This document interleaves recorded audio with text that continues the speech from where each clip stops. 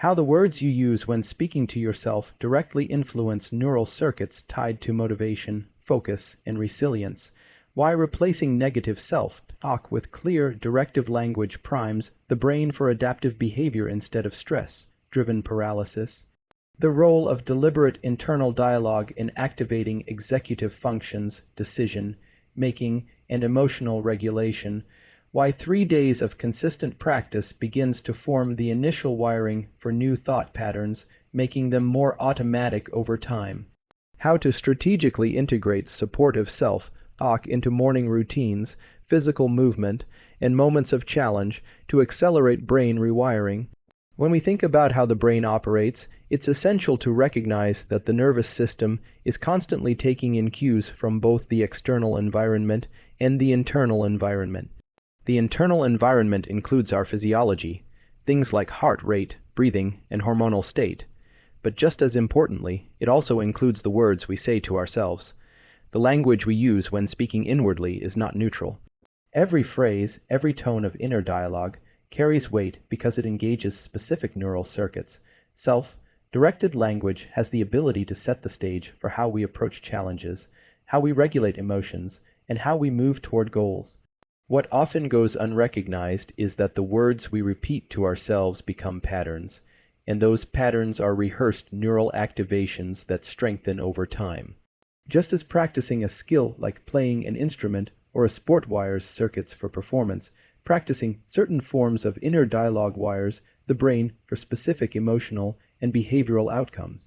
Consider what happens when a person repeatedly tells themselves, "I can't do this," or "I always fail."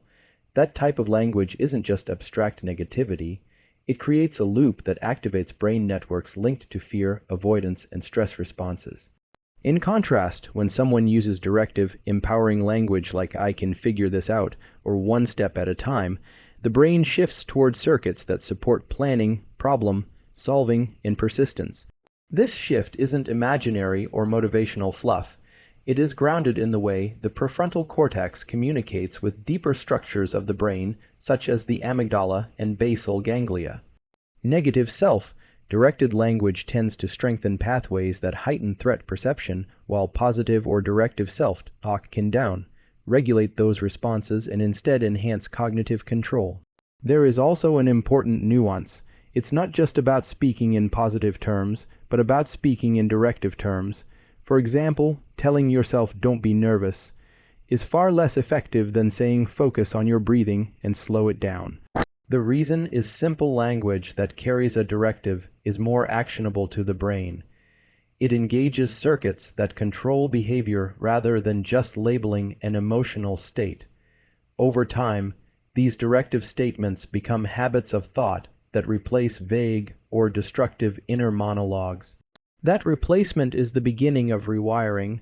From a neurochemical standpoint, the language you use shapes how dopamine and norepinephrine are released. When you say to yourself, "This is difficult but possible," your brain receives that statement as a challenge, something to approach with effort, which elevates dopamine in ways that enhance motivation. If instead you say, "This is impossible," the brain interprets it as a dead end, which decreases dopamine availability and makes disengagement more likely. In this way, self-directed language is not just psychological, it's chemical. It literally alters the terrain of motivation and effort. It is also critical to recognize that the brain does not perfectly distinguish between what we say to ourselves internally and what we hear from the outside world. Self-directed language has a comparable effect to hearing someone else say it. This means that if you are constantly your own critic, you are, in effect, surrounding yourself with criticism. If you are your own coach, you are surrounding yourself with guidance. The nervous system builds itself according to repeated experiences, so repeating negative self-talk creates a harsh environment for the brain to adapt to, while repeating directive and supportive language creates an environment of opportunity and challenge. A useful way to think about this is through the concept of neural rehearsal.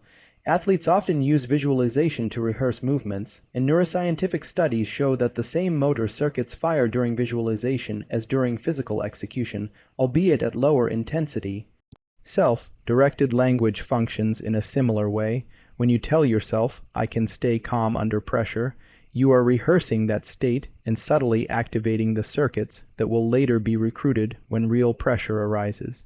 After enough repetitions, those circuits become more efficient, meaning the behavior becomes more automatic. That's why even a short period, just a few days, of deliberately shifting your self-talk can begin to reshape the patterns that guide behavior. The time course of rewiring depends on consistency. Neuroplasticity, the brain's ability to change in response to experience, is strongest when the experiences are repeated and emotionally salient.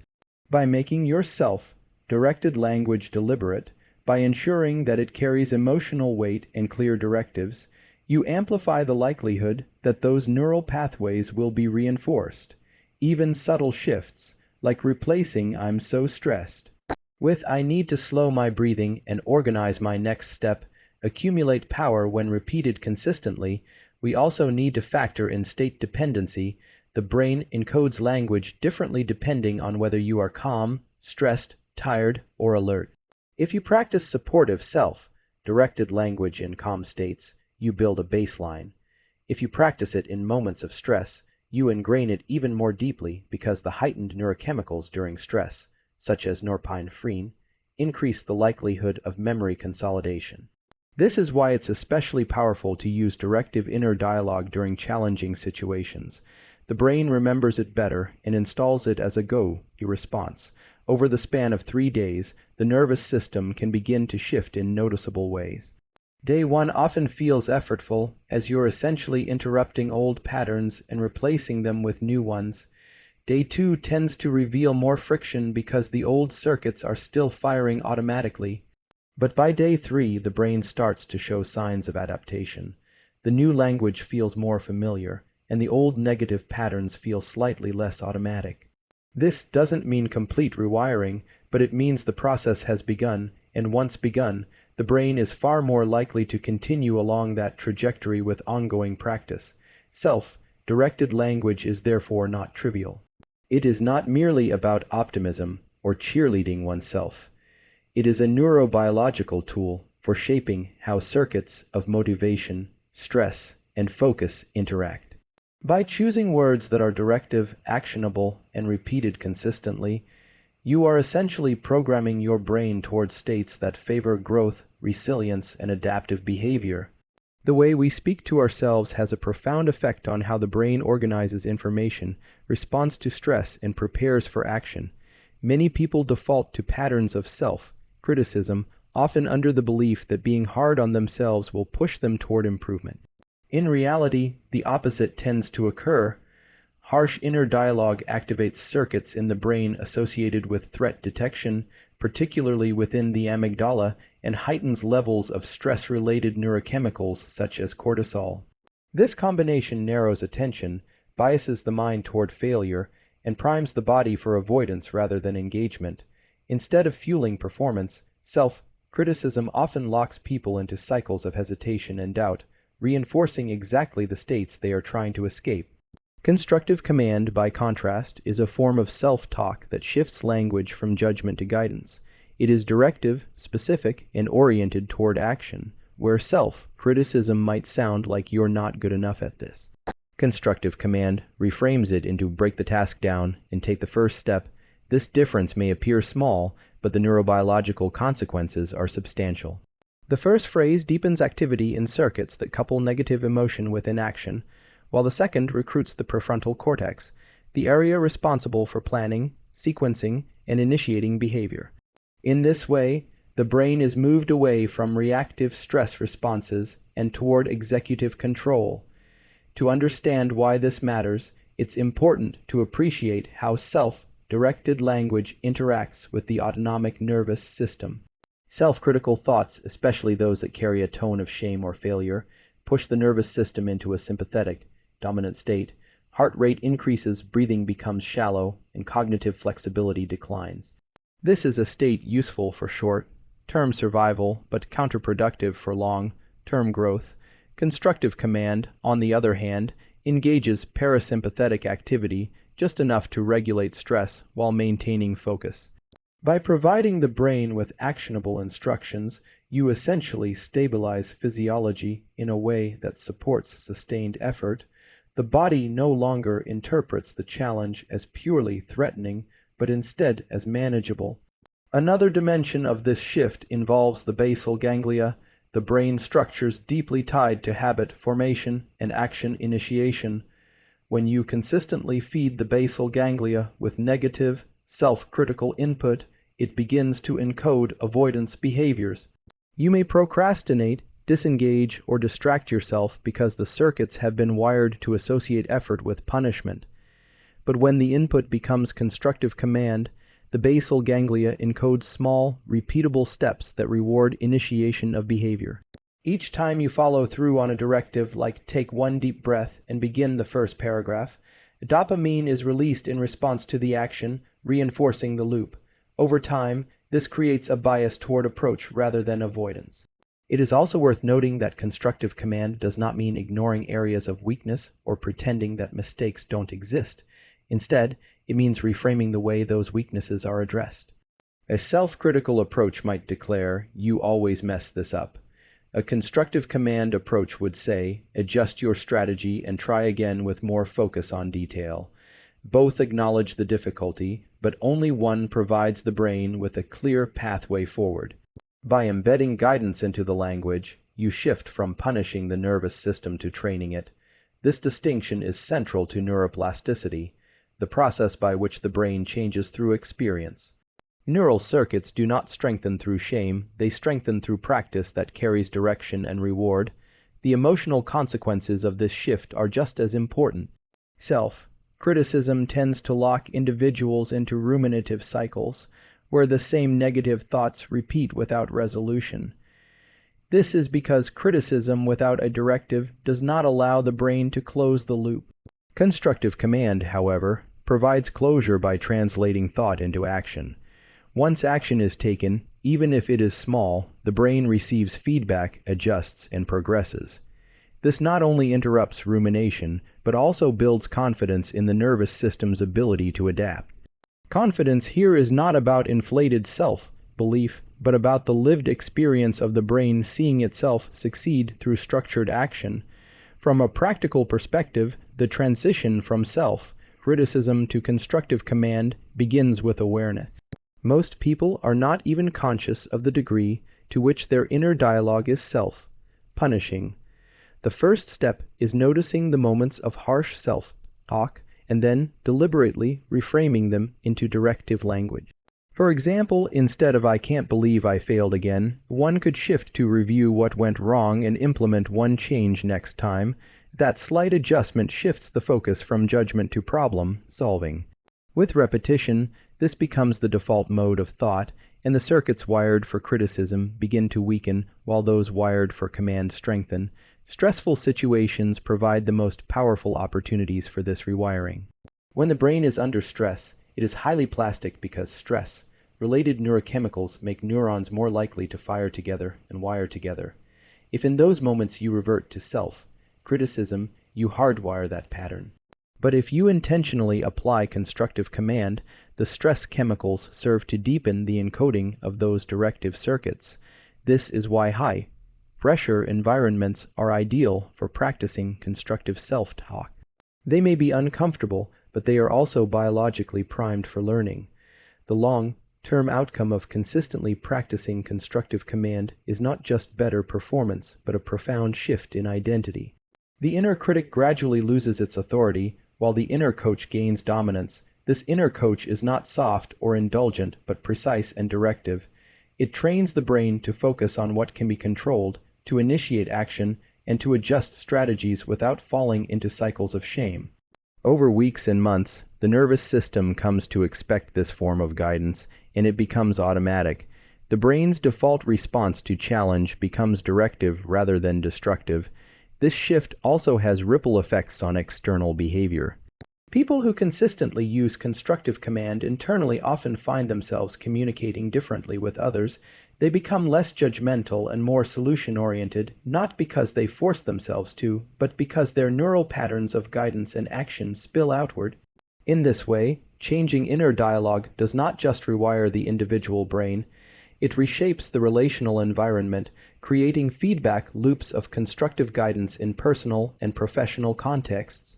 The prefrontal cortex is the part of the brain most responsible for executive functions, meaning it governs planning, decision making, focus, and emotional regulation. It acts as the conductor of the neural orchestra, coordinating signals from deeper, more reactive parts of the brain, such as the amygdala, hippocampus, and basal ganglia. When we talk about rewiring the mind through self-directed language, much of the mechanism depends on how intentional phrasing activates the prefrontal cortex. This is not about simply saying nice things to yourself, but about structuring language in ways that demand the prefrontal cortex to come online and exert control over other systems. The words we use internally can either keep the brain stuck in loops of emotional reactivity or elevate it into states of clarity and deliberate action. Consider a moment of stress, perhaps right before giving a presentation. If the inner dialogue is vague and self-defeating, "I'm going to mess this up," "I can't do this," the amygdala, which detects threat, ramps up activity, the body floods with stress chemicals, heart rate increases, and the prefrontal cortex gets partially silenced. This is why stress often leads to blanking out or fumbling words. However, if in that same moment the individual deliberately phrases their self-talk in a directive way, focus on the first sentence, slow down your breathing. Look at one person in the audience, the prefrontal cortex is recruited. Each of those phrases requires planning, control, and sequencing, which are exactly the functions of that brain region. In other words, intentional phrasing flips the switch from reactive circuits to executive ones. This shift is supported by a basic principle of neuroscience: neurons that fire together wire together. When you repeatedly engage the prefrontal cortex through intentional phrasing, you strengthen the pathways between it and subcortical structures like the amygdala. Over time, this means that in stressful moments, the prefrontal cortex gains more influence and can regulate fear signals more efficiently. This is why individuals who practice structured self-talk often appear calmer under pressure, not because they feel no stress, but because their prefrontal circuits have been rehearsed to manage that stress more effectively. Intentional phrasing is most effective when it is specific and action-oriented. Saying "calm down" to yourself rarely engages executive circuits because it is too abstract. The brain does not have a clear command to act upon. By contrast, a phrase like "take one deep breath now" has a concrete directive. The prefrontal cortex must organize the motor command for breathing, monitor the action, and evaluate its effects. Each step reinforces the circuit that links thought to behavior. This specificity is crucial because vague or overly general self-talk leaves room for the reactive circuits to dominate, while clear phrasing compels the brain to take control. The hippocampus, which plays a central role in memory, also interacts closely with the prefrontal cortex during intentional phrasing. When you give yourself clear instructions, you are not only guiding present behavior, but also creating a stronger memory trace of how you responded to stress or challenge. The next time a similar situation arises, the hippocampus retrieves that memory and essentially reminds the prefrontal cortex, "Last time, you slowed your breathing and focused on step one." This feedback loop makes constructive self-talk more automatic over time, as memory supports the retrieval of previously successful strategies. Another layer to this process is the regulation of attention. The prefrontal cortex is heavily involved in selective attention, meaning it determines what sensory or cognitive inputs are prioritized at any given moment. Intentional phrasing works as a spotlight. When you tell yourself, "focus on the next step," you are literally recruiting prefrontal mechanisms to filter out distractions and narrow your attentional field. This is critical for performance in any domain, academic, athletic, or interpersonal. Without intentional phrasing, attention often gets hijacked by intrusive thoughts or external stressors. With it, attention becomes aligned with goals. There is also a relationship between intentional phrasing and the neurochemistry of motivation. Dopamine, often referred to as the molecule of motivation, is released not only when we achieve goals, but when we move toward them with a sense of progress.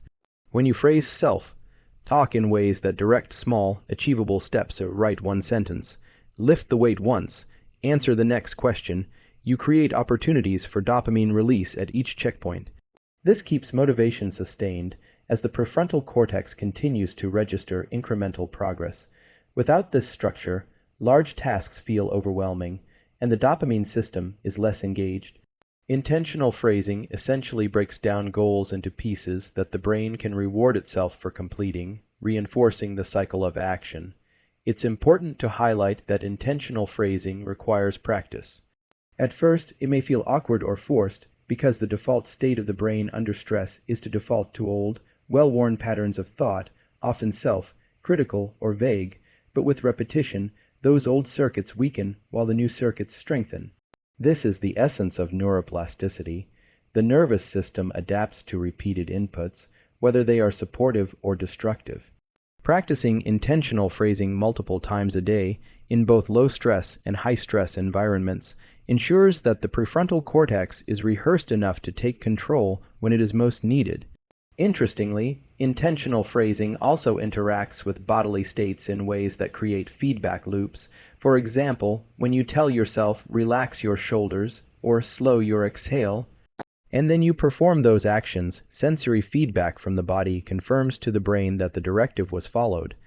This creates a sense of internal alignment between thought and action, further strengthening the link between prefrontal control and behavioral output. Over time, this builds confidence in your ability to regulate both mind and body through language. Finally, the practice of intentional phrasing creates a broader shift in identity. The more you phrase your inner dialogue in ways that engage the prefrontal cortex, the more you see yourself as someone capable of guiding your own behavior. You stop being at the mercy of reactive emotional circuits and instead become the architect of your responses. This sense of agency is one of the most powerful drivers of long-term mental resilience. It is not about eliminating negative thoughts, but about consistently translating them into structured directives that the brain can act upon. Each time you do this, you are rehearsing a version of yourself that is deliberate, focused, and in control. When discussing how the brain adapts to new behaviors and thought patterns, it's crucial to recognize that change does not occur instantaneously. The nervous system is built on principles of repetition, salience, and timing. There are periods when the brain is especially primed for change, and one such period can be seen in the first few days of practicing a new habit or thought process. The 3-day neural priming window is not about total rewiring in such a short span, but about initiating the cascade of plasticity, the early phase where circuits begin to open themselves to being reshaped. What you do and say to yourself during these 3 days lays down the foundation that future repetitions will build upon. In neuroscience, plasticity refers to the brain's ability to modify its structure and function in response to experience. Plasticity has 2 main stages, induction and consolidation. Induction occurs when circuits are first activated in a novel way, meaning neurons fire in patterns they are not accustomed to. Consolidation refers to the reinforcement of those new patterns through repeated activation and emotional salience, eventually making them more automatic. The 3-day window is significant because it corresponds to that induction phase when the circuits are most sensitive to being shaped. It is the spark that can ignite a longer-term change. During the first day of intentional self-directed language practice, the experience is often effortful. You are essentially interrupting old automatic scripts and forcing the brain to pause and redirect.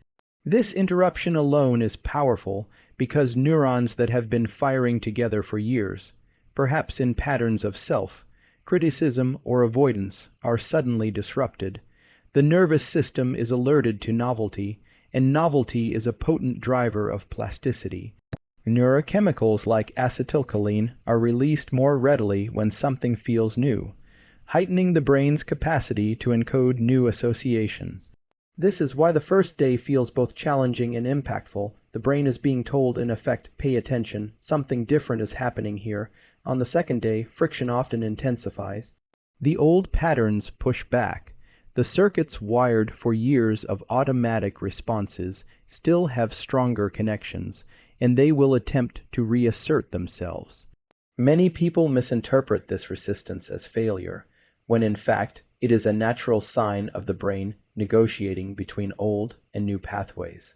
The key is consistency, continuing to deliver the new, directive language despite the pull of the old dialogue. Each time this happens, you are training the brain not just in the content of the self-talk, but in the act of redirecting itself. That redirection is itself a skill, engaging the prefrontal cortex and strengthening its role in regulating other brain areas. By the third day, a shift begins to occur. The novelty has worn off slightly, but the brain has started to accept the new patterns as part of its repertoire. This is where priming shows its effect. The circuits activated by constructive, directive self-talk have begun to strengthen, and the threshold for accessing them becomes lower. What felt effortful on day 1 starts to feel slightly easier. The resistance of day 2 gives way to a sense of familiarity. You may not yet feel completely rewired, but the foundations are in place. The 3-day period has served to prime the nervous system, lowering the barrier to entry for the new patterns and making them more accessible in future moments of stress or challenge. This process can be understood through the lens of long-term potentiation, a core mechanism of plasticity. Long-term potentiation, or LTP, occurs when repeated activation of certain synapses increases the strength of communication between neurons. The first few days of self-talk practice are essentially LTP in action. Each repetition of directive language strengthens synaptic efficiency, making it easier for those circuits to fire again. What starts as conscious effort gradually becomes a more automatic response, provided the practice continues beyond the initial priming period. It is also important to acknowledge the role of emotion during these 3 days. Emotional states strongly influence plasticity, because neurochemicals like norepinephrine and dopamine modulate how well circuits consolidate. If you pair your intentional self-talk with moments of genuine challenge, times when the stakes feel real, the emotional arousal amplifies the encoding. This means the brain takes the new pattern more seriously and is more likely to retain it. For instance, telling yourself, "Slow your breathing, take 1 step forward," while under actual stress has a far greater impact than rehearsing the same phrase in a completely calm setting. Both are useful, but the emotionally charged moments act as accelerants for wiring. Another factor that shapes the 3-day priming window is sleep. During sleep, especially slow, wave sleep, the brain replays activity patterns from the day. If throughout the day you practiced constructive self-talk, those circuits are reactivated and consolidated during sleep. This replay helps move the patterns from short-term induction toward long-term storage. In this way, the 3-day period is not just about what you do while awake, but also about how the brain processes that information offline. Prioritizing good sleep during this period significantly enhances the effect. The 3-day window also reflects the principle of habit momentum. Human behavior is guided by inertia. Starting a new practice is the hardest part, but once the first few days are completed, momentum builds. This is partly psychological, but also biological. The circuits engaged repeatedly in those first 3 days become easier to activate simply because they have been rehearsed. The brain becomes biased toward repeating what it has already done, creating a forward pull that makes it more likely you will continue the practice beyond day 3. It is critical to frame the 3-day window not as a finish line, but as a doorway.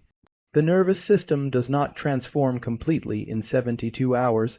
What it does is open itself up like soft clay, ready to be shaped by further experience. If the practice stops after 3 days, the old patterns quickly reclaim dominance. But if the practice continues, the primed circuits strengthen and consolidate, eventually becoming the new baseline. This is why recognizing and respecting the importance of the first 3 days is so valuable. They are the leverage point, the opening where change begins to gain traction. From a broader perspective, the 3-day neural priming window is an example of how the brain balances flexibility and stability. Too much flexibility and the brain would constantly rewire, losing any sense of identity or consistency. Too much stability and it would never adapt. By offering windows of heightened plasticity in response to novelty and repetition, the nervous system strikes a balance. Those first days of new self-talk are not about erasing the old self, but about offering the opportunity to reshape it. And because the brain is highly responsive to repetition in those early days, the way you speak to yourself in that period can determine the trajectory of your mental patterns for weeks, months, or even years to come. The real power of self-directed language comes not from isolated moments of use, but from embedding it into the rhythms of daily life. The nervous system thrives on repetition and context. Each time a behavior is tied to a specific moment, activity, or environment, the brain builds associations that make the behavior easier to access in the future. Self-talk is no different. When it is treated as a protocol, integrated deliberately into morning routines, physical activity, and moments of stress or transition, it becomes more than an abstract concept. It becomes a reliable tool for rewiring the brain and guiding behavior automatically. One of the best times to embed constructive self-talk is at the start of the day. The brain wakes up in a neurochemical state that is naturally more plastic, more open to influence. Cortisol is elevated in the early morning, which increases alertness and primes the nervous system for learning. By using intentional phrases during this window, statements that direct attention and frame the day, you effectively set the tone for how circuits of motivation and focus will fire throughout the hours ahead. A directive as simple as today, focus on progress, not perfection, can act as an anchor. Repeated over time, these morning phrases build a stable neural association between waking and constructive internal guidance, ensuring that the mind defaults towards supportive direction rather than self-criticism. Physical movement provides another critical opportunity to embed self-talk. Movement and cognition are deeply intertwined. The same brain structures that control motor output also influence mood and decision-making. During exercise, the release of dopamine and endorphins makes the nervous system highly receptive to new patterns. If you pair physical effort with directive self-talk, phrases like push through this set or keep steady form, the brain encodes those circuits more powerfully. This is not only useful for performance in the gym, but also for general resilience, because the association between effort and supportive inner dialogue generalizes to other challenges in life. The body remembers the pairing of physical strain with constructive command, and the nervous system learns to replicate it in mental strain as well. Stressful moments during the day are perhaps the most important contexts for practicing embedded self-talk. The human brain is wired to fall back on old patterns when under pressure, and unless new patterns are rehearsed in those exact states, they will not be readily available. By deliberately inserting phrases into these moments, directives like slow your breath, or one task at a time, you essentially train the prefrontal cortex to remain engaged when the amygdala is firing strongly. This is the difference between being hijacked by stress and using stress as a cue to activate supportive circuits. Over time, the brain learns to automatically pair challenge with directive language, which transforms how it experiences pressure. Embedding self-talk also means recognizing the small transitions throughout the day. Moments like commuting, shifting from one task to another, or preparing to sleep are natural opportunities to insert supportive dialogue. These transitions are times when the brain is more flexible, as it is shifting from one mode of operation to another. By tying specific phrases to these transitions, for example, leave the last task behind, start fresh, when moving to a new project, you condition the nervous system to use self-talk as a bridge. These bridges create continuity across the day, ensuring that the circuits of constructive command remain active even in the face of changing demands. Another important layer of embedding self-talk is the use of environment as a trigger. The brain builds associations between places, objects, and behaviors. If you consistently use supportive phrases while sitting at your desk, the desk itself becomes a cue for that internal dialogue. If you repeat intentional phrasing while tying your shoes before exercise, the act of tying shoes eventually triggers the constructive self-talk automatically. This process, known as context-dependent learning, ensures that self-directed language becomes part of the environment, not just something you consciously remember. The world around you begins to remind you to guide yourself in helpful ways. The evening is also a vital time to apply these principles. As the day closes, the nervous system begins preparing for sleep, and the final thoughts you feed it often shape what gets replayed and consolidated overnight. If you end the day with phrases of criticism or unresolved worry, those circuits are more likely to be rehearsed during sleep. By contrast, if you close the day with constructive commands like reflect and improve tomorrow, or rest now to recharge, the brain encodes those as the final input, and they carry into the consolidation process. This practice can significantly shift how you feel upon waking, because sleep is not neutral. It amplifies what it last encountered. Embedding self-talk into daily protocols is also about scale. It does not require long, elaborate inner monologues. In fact, short, clear phrases are often the most effective. The nervous system responds best to directives that are simple and repeatable, because they leave less room for ambiguity. Over time, these small phrases accumulate power. Each repetition strengthens synaptic connections, each context deepens associations, and each successful application reinforces the belief that self-talk works. This cumulative process is what ultimately rewires the brain, not any single instance of inner dialogue. What emerges from this practice is a brain that is no longer at the mercy of fleeting emotional states, but guided by a stable system of internal direction. Self-talk becomes as automatic as breathing patterns or posture adjustments, something you don't need to force but that arises naturally in the moments it is needed most. This level of integration only happens when self-talk is embedded consistently across contexts, tied to both routines and unexpected challenges. By treating it as a protocol rather than an occasional tool, you ensure that the language you feed yourself is continuously shaping the circuits that govern attention, motivation, and resilience. The brain is continuously sculpted by the words we use with ourselves, and those words shape the circuits that determine how we think, feel, and act. When inner dialogue is critical and vague, it strengthens patterns of stress and avoidance. When it is directive, constructive, and embedded into daily life, it recruits the prefrontal cortex, regulates emotional reactivity, and wires the nervous system for focus and resilience. The first 3 days of consistent practice create a powerful priming window where new patterns begin to take root, and continuing beyond that window transforms those patterns into lasting defaults. By deliberately choosing language that guides rather than punishes, and by embedding it into morning routines, physical effort, stressful moments, and daily transitions, self-talk becomes not just a tool but a protocol. Over time, this consistent practice rewires the brain toward clarity, persistence, and adaptability, making constructive inner dialogue the foundation of mental strength and long-term change.